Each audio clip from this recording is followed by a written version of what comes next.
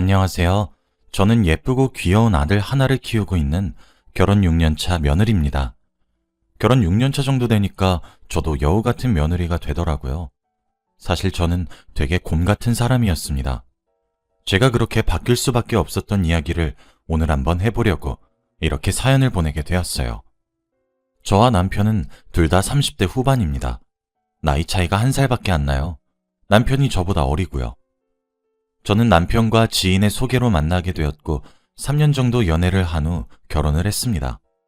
남편과 연애하는 내내 정말 행복했고 즐거웠기 때문에 이런 사람이라면 정말 내 평생을 이 사람만 보고 살아도 행복하겠다 라는 생각이 들어서 결혼을 결심했어요.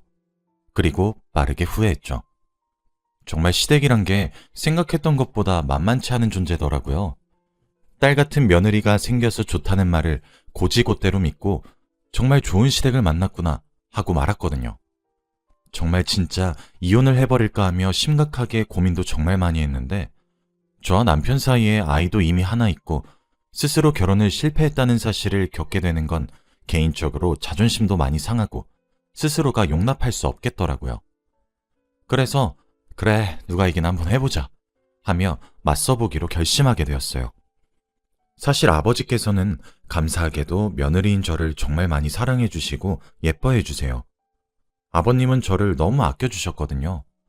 그러나 시어머니는 정반대시더라고요. 저는 정말 불려우 같다는 단어가 이렇게 찰떡같이 잘 어울리는 사람을 처음 봤습니다. 바로 시어머니가 그랬거든요. 진짜 어쩜 그렇게 여우처럼 살랑살랑거리면서 저를 욕먹이는 건지 경이로울 지경이었죠.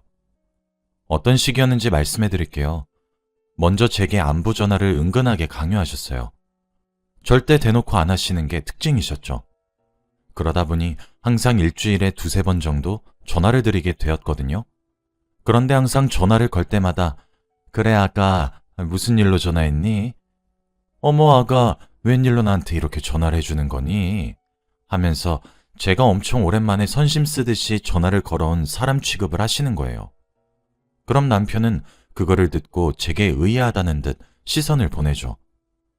남편은 제가 주 3회 전화를 거는 것을 알고 있는데 어머님 반응을 보면 그게 아닌 것 같아서 남편이 의문을 품게 하시는 거죠.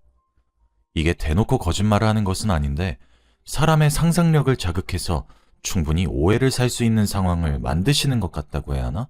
그리고 진짜 결혼해서 독립한 지 오래되었고 이제 가정까지 꾸린 아들내미가 뭐가 그리 보고 싶으신 건지 시도 때도 가리지 않고 시댁으로 오라고 아주 난리셨어요. 근데 그것도 대놓고 하라 이런 식으로 말을 하는 것이 아니라 요즘 동네 분위기가 뒤숭숭하더니 며칠 전에 누구 집에 빈집 털이범이 왔다더라. 정말 너무 무섭다. 오늘 계단을 내려가다 다리를 삐끗했나봐. 너무 아프네. 아들 얼굴 보면 다 나은 것 같겠지만. 이런 식으로 갖가지의 핑계를 대시면서 주말마다 저희 부부를 부르세요. 진짜 속이 부글부글 끓더라고요. 저희는 맞벌이 부부인데다가 심지어 저는 토요일에도 일을 하고 있습니다. 그래서 주말이 너무 소중하거든요. 그리고 주말이 생기면 우리 가족끼리 나들이나 이런 경험을 해서 아이에게 좋은 추억들을 만들어주고 싶은 마음이 크지 시댁에 틀어박혀 지내고 싶지 않단 말이에요. 그리고 저런 말 같지도 않은 핑계를 남편은 또 다 믿습니다. 빈집털이가 있었다는 날엔 도둑고양이의 울음소리를 잘못 들었던 것이었고 다리가 삐졌다는 말은 무슨 말씀이신지. 실제로 시댁에 가서 보니 두 다리가 튼튼한 것이 멀쩡했어요. 그날 시어머니가 뛰어다니는 것을 제가 봤거든요. 또 매번 만날 때마다 남편은 추켜 세우면서 저는 아주 후려치게 하시는데 말투가 조곤조곤 하시기도 하고 정말 방긋방긋 웃으시면서 말씀을 해서 그런지 막상 그 자리에서는 저도 네 어머님 하고 웃으며 넘기는데 자려고 누우면 생각나더라고요. 그럴 때마다 묘하기도 하고요. 제 남편은 시아버지를 쏙 빼다 닮은 건지 남편도 시아버지도 눈치가 없으신 건지 둘 다 허허 웃고만 있죠.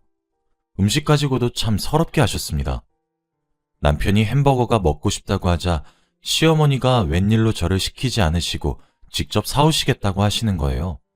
저는 따라가겠다고 했지만 시어머니는 괜찮다고 만류하시더라고요.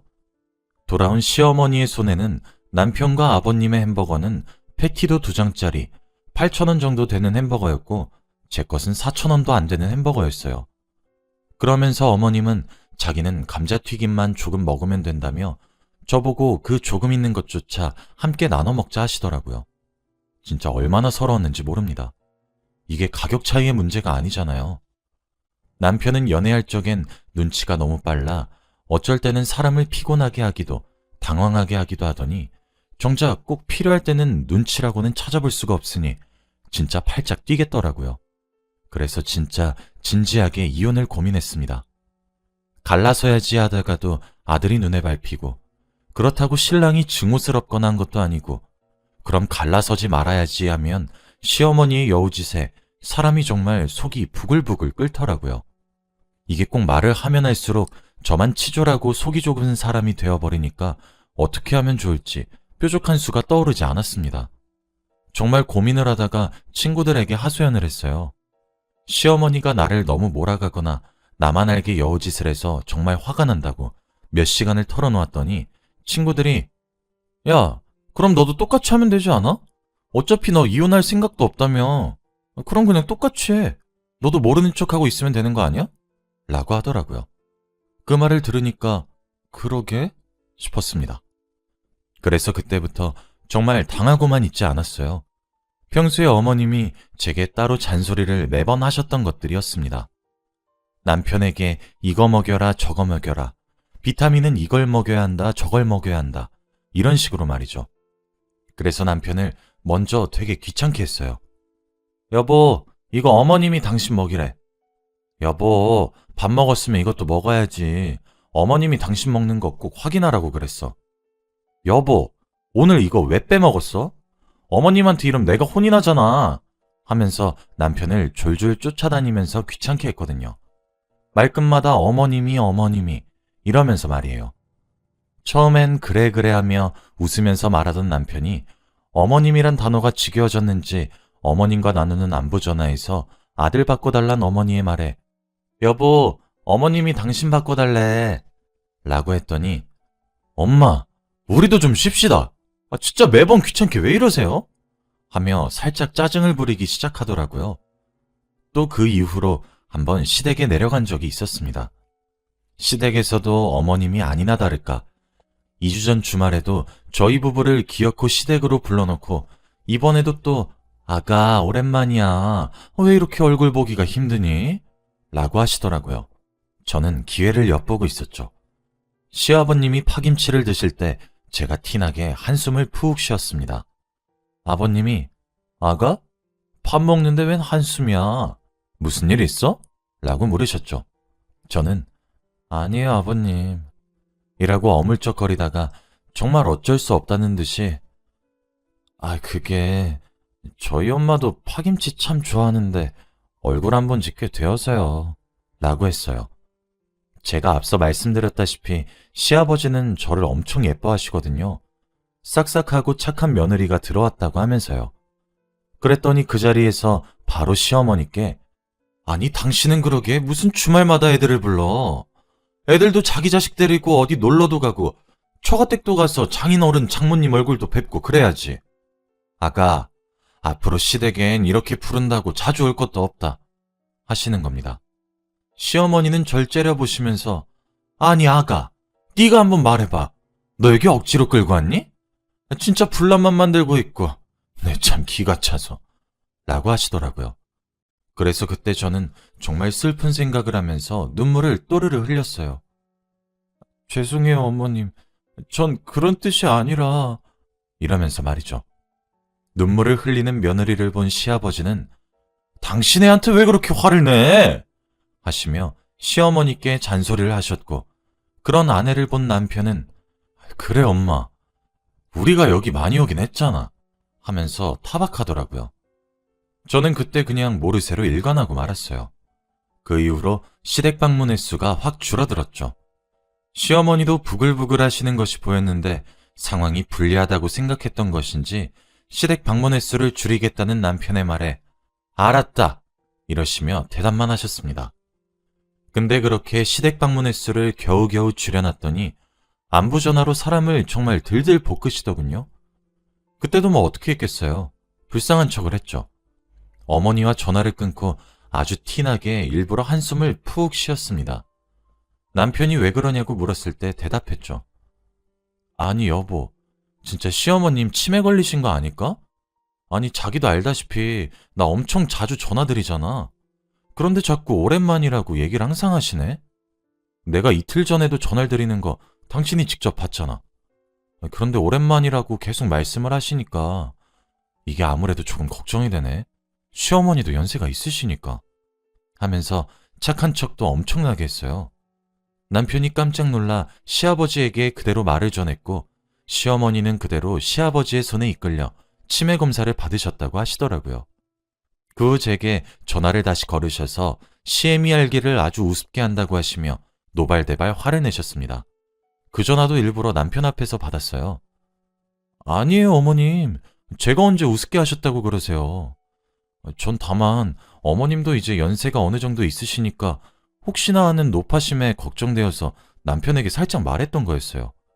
노연 푸세요, 어머님. 하며 구구절절 불쌍한 척을 했죠. 남편은 그런 전화기를 뺏어들더니 엄마, 그러게 왜 계속 오랜만이라고 하는 거야. 나도 집사람이랑 엄마랑 전화하는 거 옆에서 몇 번 들었는데 나도 엄마가 자꾸 오랜만이라고 하는 거 다 들었다고. 그래서 나도 놀라서 아빠한테 말했던 거고. 이 사람 잘못 없어. 그러게 왜 엄한 사람을 잡아? 오히려 이 사람은 엄마 걱정밖에 안 했는데. 하고는 전화를 끊더라고요. 그 이후로 시어머니와 저 둘 사이에 오가는 신경전은 정말 말도 못할 정도였죠. 시어머니가 먹는 음식들로 차별하시면 눈앞에서 남편 거랑 쏠랑 바꿔 먹기도 하고 제 것은 남편에게 주고 저 혼자 다른 것을 사와서 먹기도 하며 요리조리 시어머니의 등살을 피하고 다녔습니다. 그렇게 요리조리 피했더니 약이 오르셨나 보더라고요. 시집살이는 해야 되겠고 며느리도 잡아야 될 것 같은데 그 후로 저희가 시댁의 발길을 딱 끄느니 시어머니는 반찬을 가져다 준다 등등의 핑계를 대며 신혼집을 자꾸 방문하시기도 했어요. 와, 그런데 그렇게 기를 쓰고 잡으려고 하시니까 솔직히 핑계거리도 다 떨어지더라고요.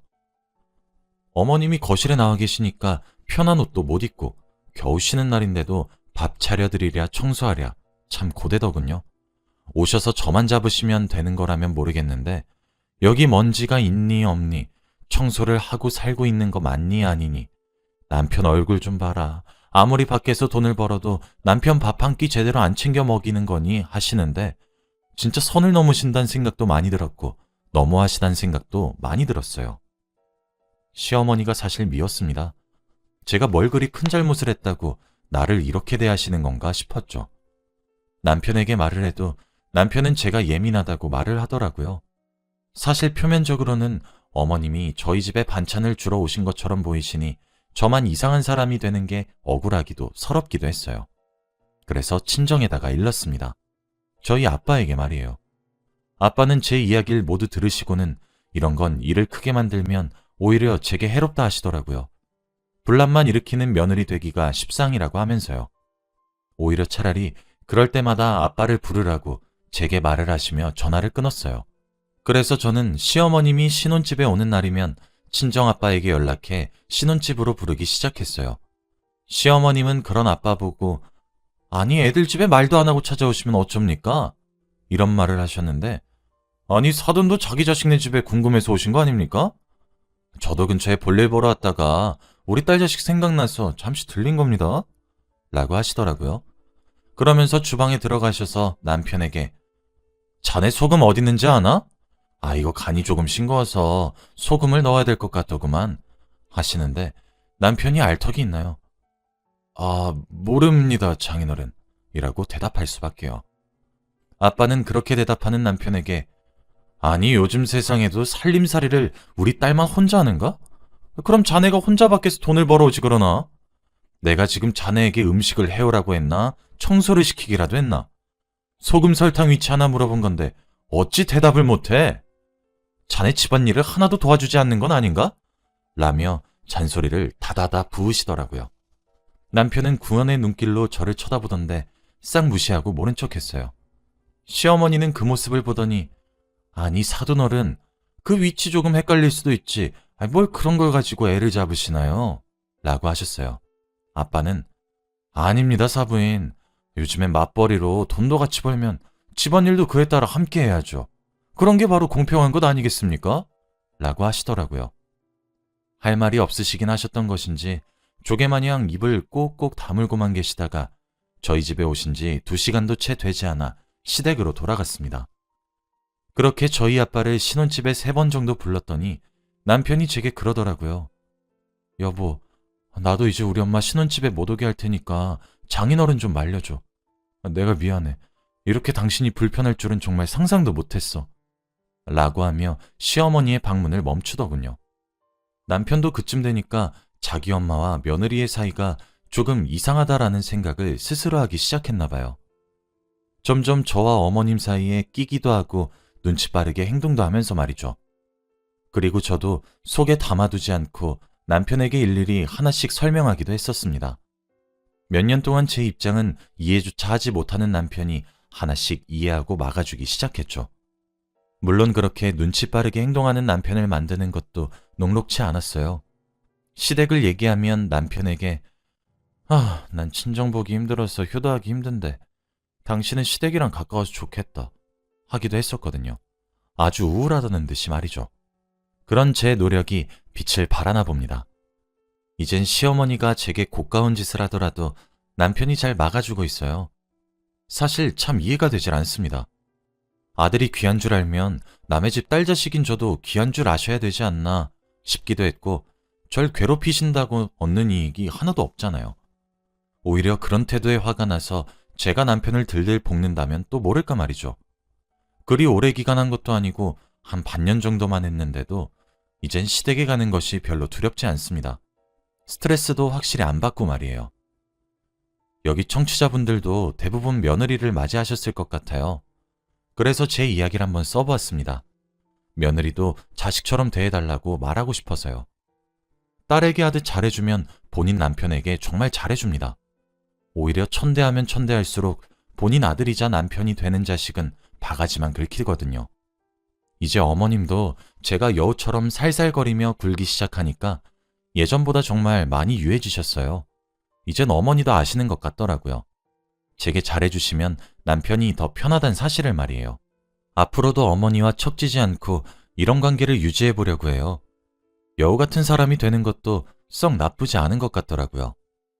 아들을 아끼시는 마음을 모르는 건 아니지만 너무하시다 느끼게 만드셨던 어머니를 제가 웃으면서 대하리라곤 정말 예상치도 못했어요.